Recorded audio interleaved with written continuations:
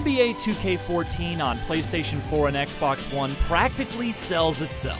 I mean, look at it. Look at it. Here is a game whose visuals are so beautifully realistic that you almost have to stop and try it, regardless of how much you actually like basketball. Only the new set of modes unique to this version of the game, which differ but don't quite deliver on their full potential, keep next-gen 2K14 from dethroning its cousin. The dunk and the foul, a powerhouse move, and he's got a chance for one more at the line.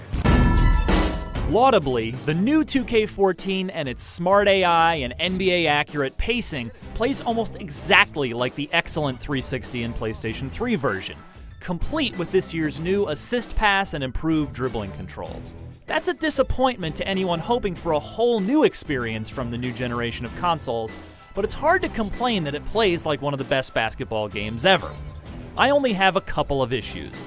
First, the ball behaves like its own physics object now, and seemingly because of that, it ends up loose or bouncing off a guy's back more often than it should in a game about pro ball players. Also, though the players look and feel noticeably more planted to the court and less floaty than we're used to, I still occasionally caught someone magnetizing over to his nearby assignment.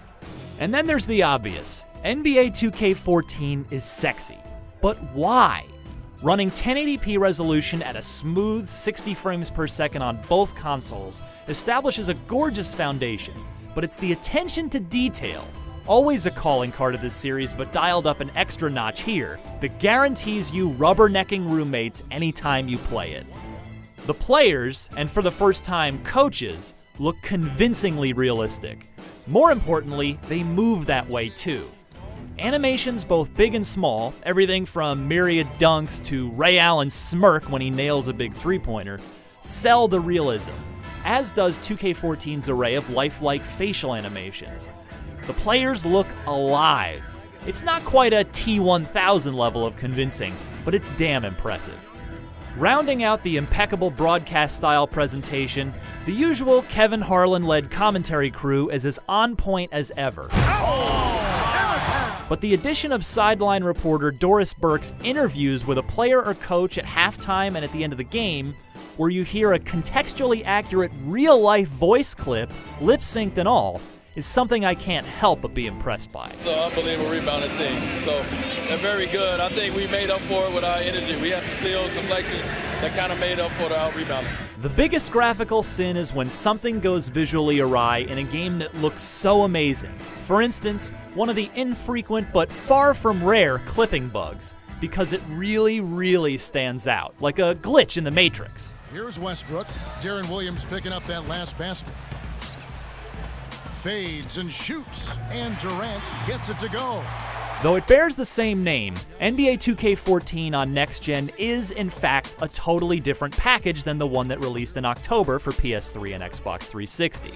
Instead of the LeBron Path to Greatness, Cruz, and My Team, the Next Gen version introduces several new modes. Notably, My Career has you create a player and take him through everything from a pre-draft showcase to draft night to working your way up from bench warmer to starter. It's loaded with fully acted cutscenes and played-up drama, and much of it is laughably cheesy. Man, I don't have my notepad. You got a pencil? I can write that down? Anyone got a pencil? Yeah, I'll try to remember, dude. Neither the dialogue nor the voice acting can ever be taken seriously. And when you get accosted by an angry teammate after a game for not getting him the ball, it's especially jarring when he's a mute who speaks only in subtitles. Yo, I don't know what you're talking about. That play wasn't for you. I did with the better option. My GM is a fresh, considered take on the age-old franchise mode. You control everything from roster moves to coaching staff to budget to hot dog and merchandise prices, and you have to keep your owner, coaches, players, fans, and the media happy along the way. It's deep and gets rather engrossing, though you won't earn many GM-related unlocks, such as influence and contract negotiations, unless you go in and play the games yourself, which adds a ton of time to a mode that should allow me to focus on the off-court parts of the NBA if I want to. And Park is an evolution of the Blacktop mode from NBA 2K on 360 and PS3. In this incarnation, up to 100 players on each server can either play or be waiting for the next game, in either 2-on-2 half-court, 3-quarter court 3-on-3, or full court 5-on-5, all with custom-created My Career Hoopsters. But it needs more structure. You can't form crews or leagues or otherwise conveniently meet up and play together unless you coordinate externally through your console's friends list.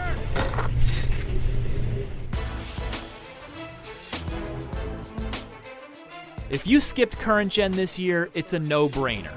Yes, yes, yes! Next-gen NBA 2K14's ambitious new modes each leave a bit to be desired, and for better and for worse, it plays almost identically to the game you may already own. But this edition is not only a smooth-flowing piece of pro basketball simulation, it's also one of the few games that makes a true next-generation leap in visual fidelity. And when you're dropping $400 to $500 on a fresh piece of hardware, there's something to be said for that. For more on next-generation video game basketball, you're already in the right place. IGN. Feeds it to Bonner.